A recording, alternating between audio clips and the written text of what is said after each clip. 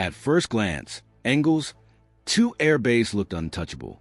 Deep inside Russian territory, far from the front lines, it was designed to be a sanctuary for strategic aviation. Distance was its shield. Layers of air defense were its armor. For Moscow, this base represented certainty. The kind of place where power could sit safely, waiting to be unleashed when the time was right.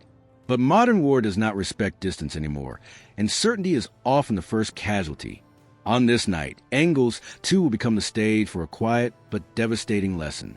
Roughly 30 hours before the strike, a brand new Tu-160M strategic bomber arrived at the base. This was not just any aircraft. It was one of Russia's most expensive and symbolic weapons, designed to carry long-range cruise missiles across continents. Shortly after landing, routine checks revealed minor technical issues. Nothing catastrophic, but enough to ground the aircraft temporarily. Instead of being moved into hardened shelter, the bomber was parked in the open on a hard stand. For nearly 20 hours, it didn't move. Ground activity was minimal. In war, stillness can be more dangerous than motion, and this stillness did not go unnoticed. Just a few hundred meters away sat another critical asset, a storage facility holding dozens of Kh-101 cruise missiles. These were not dormant stockpiles meant for long-term storage. They were fueled, programmed, and allocated for upcoming winter strikes. Weeks of planning had already been invested into their deployment. Together, the bomber and the missiles formed a complete strike package, delivery system, and payload, waiting patiently for orders that would never come. Ukraine did not rush. There was no immediate attack, no impulsive move. Instead, the situation was observed, measured, and confirmed. When night fell and both the bomber and missile stockpile remained exposed, the opportunity became undeniable. Russia believed Engels. Tu was secure, because nothing like this had happened there before. Ukraine understood that security based on habit is not security at all. Shortly after 2:05 a.m., Russian sensors detected incoming contacts. A small group of drones appeared at medium altitude, flying predictable paths at high speed. These targets were easy to classify and easy to engage. Standard procedures kicked in immediately. 400 systems were placed on full alert. Tracking radars locked on. Interceptor missiles, each costing millions, were launched against drones worth a fraction of that price. From the Russian perspective, everything was going according to plan. Radar screens showed confirmed intercepts. The threat appeared neutralized, but this was only the opening move. While Russian air defenses focused upward, a second group of drones approached at very low altitude. Flying slow and close to the ground, they stayed beneath the strongest radar coverage. Terrain, buildings, and background noise worked in their favor. Shrinking detection ranges to mere kilometers. Responsibility for defense shifted to short-range systems, which now had seconds, not minutes, to react. Information was incomplete. Electronic interference from earlier engagements cluttered the picture. Decisions had to be made quickly. At this moment, Russian crews made a logical assumption. If any threat had survived, it must be aimed at the most valuable asset on the base, the Tu-160M. Defensive focus tightened around the bomber. Weapons were oriented. Attention narrowed. This decision was understandable, and it was exactly what Ukraine was waiting for. At 2:17 a.m., the real strike began. Low-flying attack drones entered the base from the east, exploiting the weakest radar coverage. From penetration to impact, the final approach took less than 90 seconds. Their first target was not the bomber, but the missile storage facility. Multiple drones struck almost simultaneously, hitting access points and support structures. Fires ignited immediately. Fuel missiles began to burn. Temperatures soared beyond control thresholds. Guidance systems failed. Fuel ignited inside containers. The structure did not collapse in a single blast. It failed under sustained heat and pressure. Within minutes, the storage site was no longer operational. Dozens of Kh-101 cruise missiles, intended for winter strikes, were rendered useless before a single one could be launched. Fire crews were forced to retreat as conditions became too dangerous. In a matter of moments, months of preparation vanished into smoke and flame. As fires spread, Russian defenses shifted again. Attention snapped back to the Tu-160M. Crews understood that if the bomber survived intact, it could still be repaired and returned to service. Emergency teams moved toward the aircraft. Short-range defenses tightened their protective ring. Once again, focus converged on a single point. That focus created the final opening. A smaller group of Ukrainian drones, unseen until now, changed course. Flying even lower than before and approaching from multiple angles, they targeted the bomber's engines, not its fuselage, not its fuel tanks, but the components that mattered most. The Tu-160M relies on 4K, 32 engines, each costly, rare, and slow to replace. Losing even one creates serious delays. Losing multiple removed the aircraft from service entirely. The first drone struck an engine intake, causing immediate internal damage. Temperature spiked as rotating components failed. Seconds later, another intake was hit.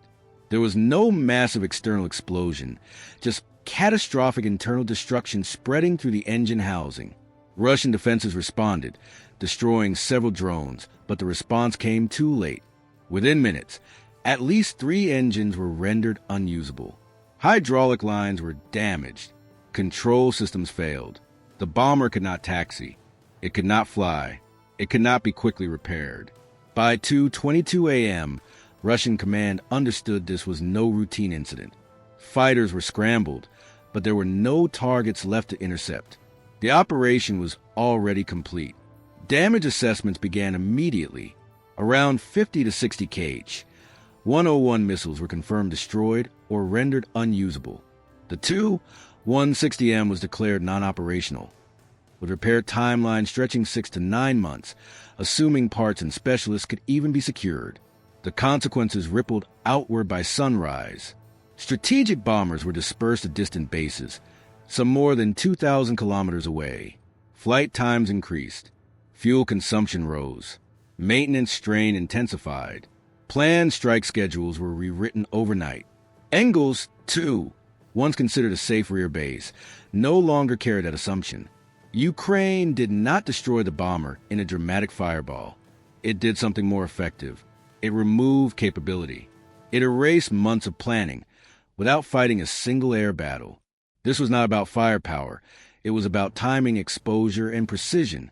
In one night, a symbol of Russian power became a grounded liability, and a winter strike plan disappeared before it could begin.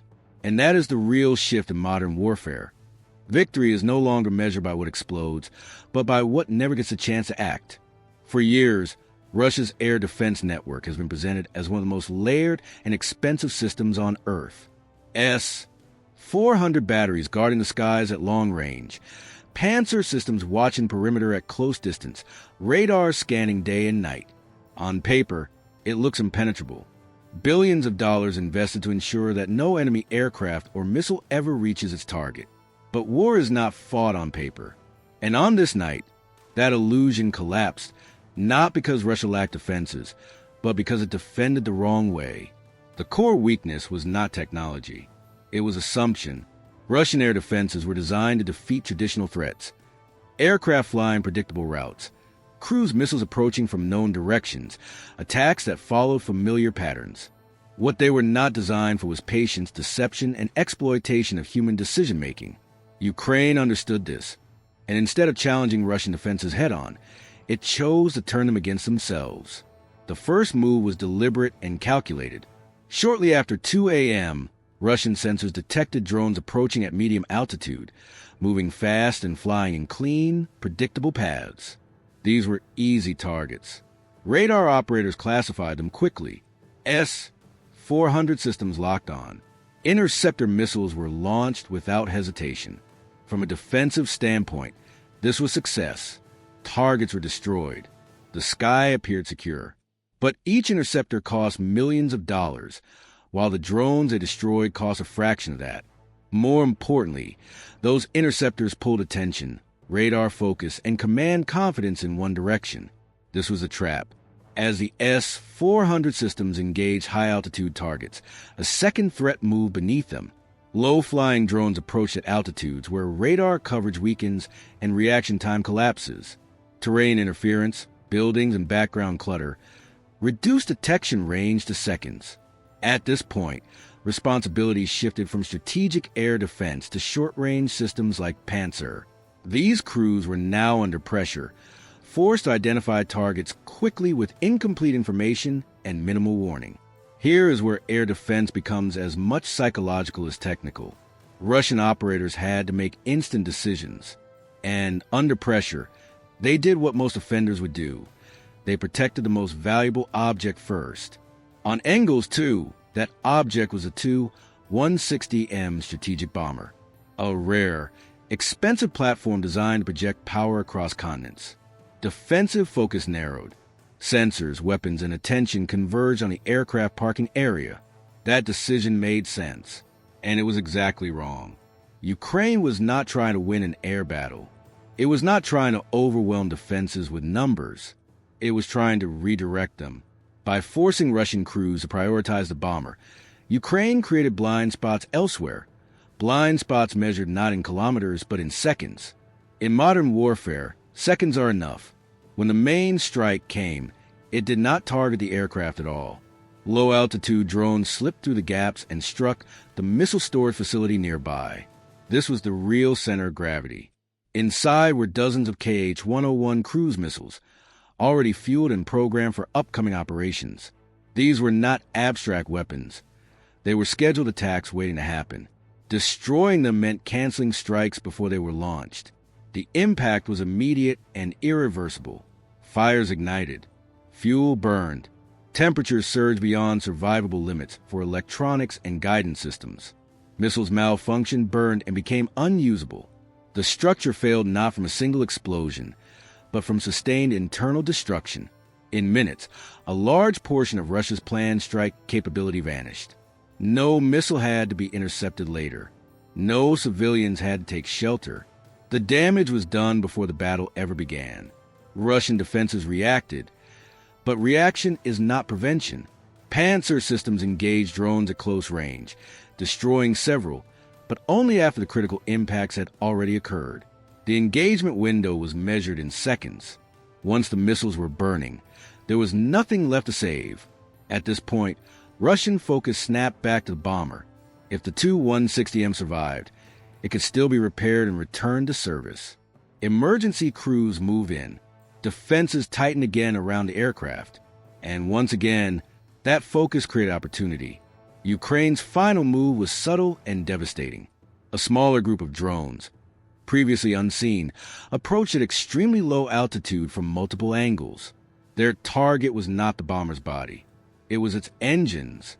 The NK-32 engines are among the most complex and expensive components in Russia's aviation inventory. They are produced in limited numbers and require factory-level repair. Losing even one is a problem. Losing several is a strategic setback. The drone struck engine intakes with precision. There were no dramatic fireballs, no cinematic explosions. Instead, there was internal failure. Rotating components shattered. Temperatures spiked. Hydraulic systems were compromised. Control systems failed. Russian defenses fired back, destroying some drones, but the timing was unforgiving. Within minutes, at least 3 engines were disabled. The bomber could not taxi. It could not fly. It could not be returned to service anytime soon. This was the moment Russia's air defense paradox became clear. The systems worked. Missiles were fired. Drones were destroyed. But the outcome was failure. Because air defense protected symbols instead of systems, objects instead of capability. The bomber survived visually, but it was removed from the war. The missiles were destroyed entirely, and no air battle was ever fought. By the time fighter aircraft were scrambled, there was nothing left to intercept. The drones had completed their mission and disappeared. Command centers were left assessing damage rather than issuing orders. Radar screens showed empty airspace. The battle had already ended. The lesson from this night is uncomfortable but undeniable. Modern air defense is not defeated by overwhelming force. It is defeated by misdirection, saturation of attention, and exploitation of priority. Expensive systems cannot protect everything at once. When forced to choose, they reveal what truly matters. Ukraine forced Russia to choose wrong. This operation demonstrated a new reality of warfare. Cheap systems can neutralize expensive platforms. Patience can outperform speed. And success is no longer defined by how much you destroy, but by what you prevent from ever being used.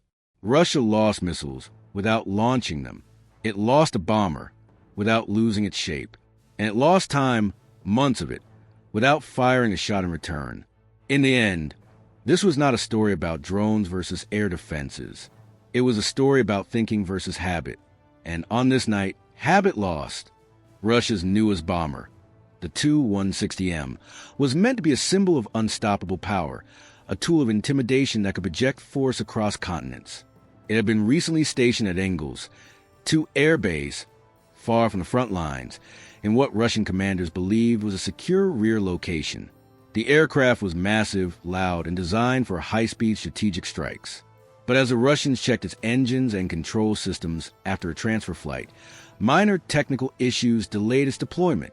The bomber sat exposed on an open hardstand for nearly 20 hours, completely visible to satellites, reconnaissance, and anyone patient enough to wait for the right moment. Nearby, a storage facility held 50 to 60 Kh-101 cruise missiles, already fueled and ready for winter operations. This combination of a valuable aircraft left vulnerable and a fully stocked missile depot presented Ukraine with an opportunity that was too perfect to ignore. As night fell, Ukrainian forces initiated a carefully planned operation that relied not on overwhelming numbers or brute force, but on timing, precision, and deception. At 2:05 a.m., drones appeared on Russian sensors, flying medium-altitude paths at high speeds.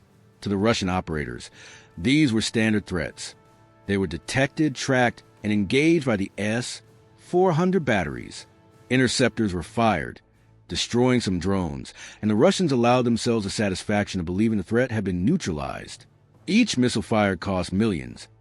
Each drone destroyed was almost negligible in cost. But the real attack had not yet begun. While the Russians focused on the visible threat, low-fly Ukrainian drones slipped below 50 meters, operating in the radar blind zones, exploiting terrain, buildings, and ground clutter. These were the drones that would decide the fate of the air base that night.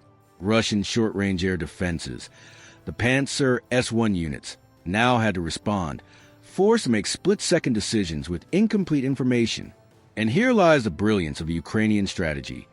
The Russians instinctively focused on the Tu-160M, their most valuable asset. Protective firepower, sensor attention, and human decision-making all converged on defending the aircraft. What they did not realize was that the real target was not the bomber. It was the missiles and engines that gave it and the base their strategic capability. By prioritizing the wrong asset, Russian defenses created gaps, and Ukraine exploited every single one. Within 90 seconds, drones struck the missile storage facility located just 400 meters from the bomber. Precision impacts triggered fuel ignitions and secondary explosions, sending flames and heat through the building. The Kh-101 cruise missiles, carefully prepped for upcoming strikes, became a fiery inferno. Guidance systems failed. Fuel containers ignited. Electrical and communication systems melted under the intense heat. In mere minutes, Russia's ability to launch a significant portion of its winter strike plan was wiped out. Emergency crews attempted to respond, but intense fires and ongoing drone harassment made intervention impossible. The operation was surgical. Ukraine had effectively neutralized a major portion of Russia's long-range offensive power without a single missile being launched or a single air-to-air engagement being necessary. Meanwhile, the Tu-160M, though untouched externally, was facing a different threat. A second wave of drones, smaller and even lower flying, approached the bomber from multiple angles. These drones were not meant to destroy the fuselage. They targeted the engines. The NK-32 engines of the Tu-160M are expensive, highly specialized, and difficult to replace. Striking the intakes caused internal failures, overheating, and irreparable damage. Within moments, 3 of the 4 engines were rendered useless. Hydraulic lines were compromised, and critical control systems failed. The aircraft, once a symbol of Russian might, was grounded. It could no longer taxi or take off, and repairing it would take months of factory-level work. specialized tooling, and a steady supply of parts. Ukraine had achieved strategic victory by rendering the bomber completely non-operational without a direct confrontation. Russian defenses scrambled to respond, but they were now in reactive mode. Interceptors were launched. Panzer units fired at the remaining drones, and fighter aircraft were scrambled from nearby bases. But the operation was already complete. Ukrainian drones had vanished, leaving chaos in their wake. Commanders faced a fragmented radar picture, clogged communications, and the realization that a single night had undone months of planning. The air base that was considered secure was no longer invulnerable. Strategic bombers had to be dispersed to secondary locations. Flight schedules were disrupted, and fuel usage skyrocketed. The loss of 50 to 60 cruise missiles meant immediate revision of planned winter operations. What was intended as a secure rear base became a lesson in vulnerability. The operation highlighted a critical reality of modern warfare. Victory is no longer determined by sheer firepower or overwhelming presence. It is determined by intelligence, timing, and the ability to manipulate an opponent's focus. Ukraine's success was not in destroying aircraft outright, but in removing their operational effectiveness, neutralizing missiles, and forcing the enemy to react offensively. A night of precise strikes reshaped the strategic landscape, forcing Russia to rethink how it positions, protects, and employs its most valuable assets. Traditional assumptions about security and invulnerability had been shattered. This mission also illustrates a shift toward asymmetrical tactics in high-tech warfare. Cheap drones, patient observation, and meticulous timing defeated billions of dollars worth of aircraft and defense systems. It was not a conventional fight. The most advanced platforms were turned into liabilities, and entire operational plans were forced into reevaluation.